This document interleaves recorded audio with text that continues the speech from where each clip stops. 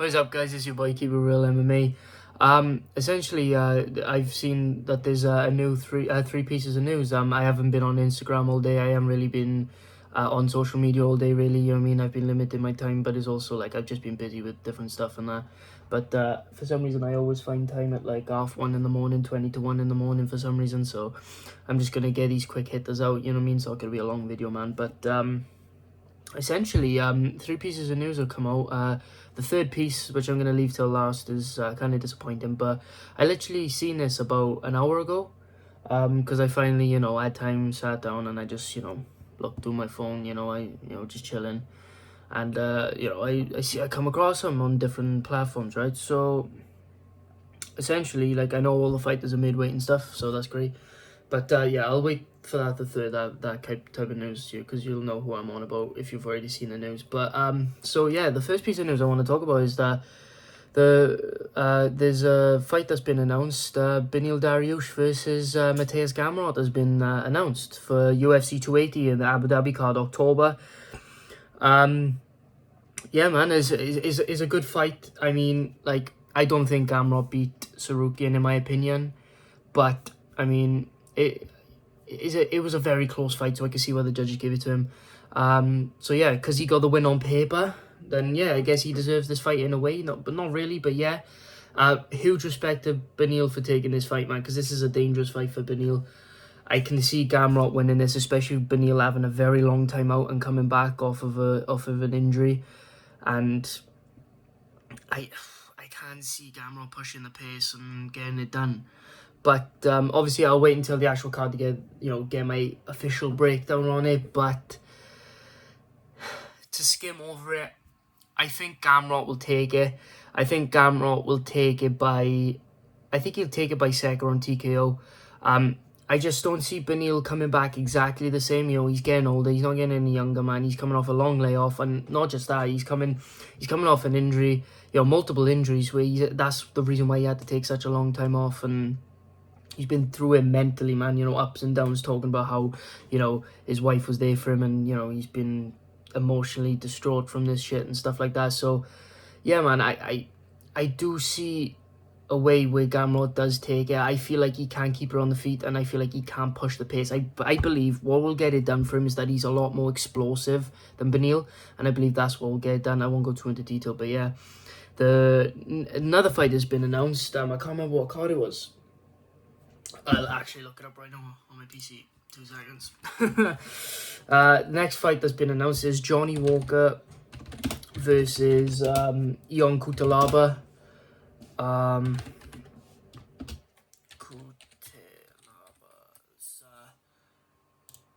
What card is that? UFC 279, right. So that's for UFC 279. I'll keep it here just in case I need to search anything else up. But yeah, he's got it for UFC 279. It's decent matchmaking. I'm assuming this is the one that Johnny Walker wanted. He wanted a fight down in the rankings. Obviously, he got knocked the fuck out against Jamal Hill. Again, he's been knocked out. But yeah, it's one of those fights where he wanted to take another fight, and he wanted to fight down in the rankings, so why not take a guy coming off a loss in Ion Cutelaba? He lost to Ryan Spann.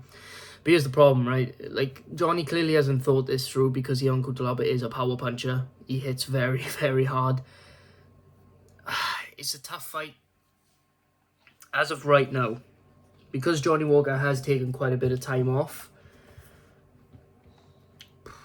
I believe he can get it done.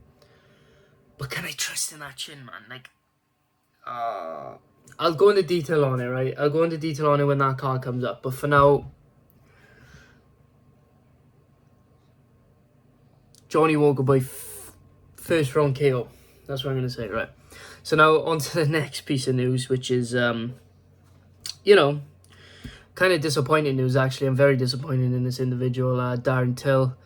He's pulled out of being the cornerman for Chris Curtis. Now, Chris Curtis has got to scramble to find another cornerman. And the reason I'm disappointed in Till in this is that not only is he pulling out of fights, not only is he pulling out of his daughter's lives, he's pulling out of being a cornerman. Like, you can't make commitments and then not commit to it. You can't just make commitments, promise something, and then not follow through on it. That's what I don't understand about Darren Till. It's like, he makes a commitment and he doesn't do it. Like, he pulled out against Jack Manson in 2020. He pulls out against Vettori.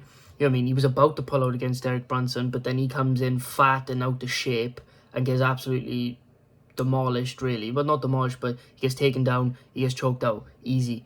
And he comes in out of shape, just throwing 1-2s, clearly, you know, gassing. It's strange, man. I don't know what's happening to him. And now he's like the meme corner man guy. I think that's why he, like, I think that's the kind of the reason why he pulled out in a way. Like, I think I seen like a clip of MMA Guru talking about this where he's saying like, I think Darren Till pulled out this because he doesn't want to be the meme corner guy. I actually don't think that's the exact reason. I think it's part of the reason, but I think the reason is that he feels, I think is because he feels so like depressed with himself that he keeps pulling out of fights, and he knows that Jack Manson should have been the fight that he was fighting, but it's the second time he's pulled out against Jack Manson. It's like it's one of those where it's like, I can see where Guru was coming from, saying that, you know, he doesn't want to be the meme corner guy, he doesn't want to be this and that, but I just think he feels so guilty for constantly pulling out of everything, that it coincidentally and ironically led him to pulling out of the fight, if you get what I'm trying to say. It's like in a way where it's like he feels so guilty, and it's like he doesn't want to be a part of somebody potentially winning, because I do think Chris Curtis is going to win the fight, but I just think like it's one of those where it's like, I don't think he wants to be a part of that again. He doesn't want to have the feeling of, oh yeah, I cornered another guy that won.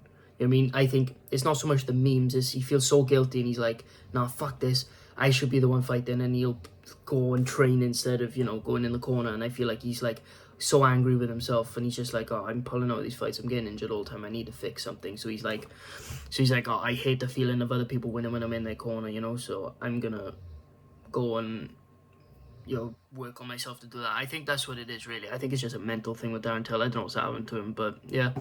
Hope you guys enjoyed the video. I know it's a short one, 7 minutes 22 right now, but yeah, thank you guys for watching. I really appreciate it.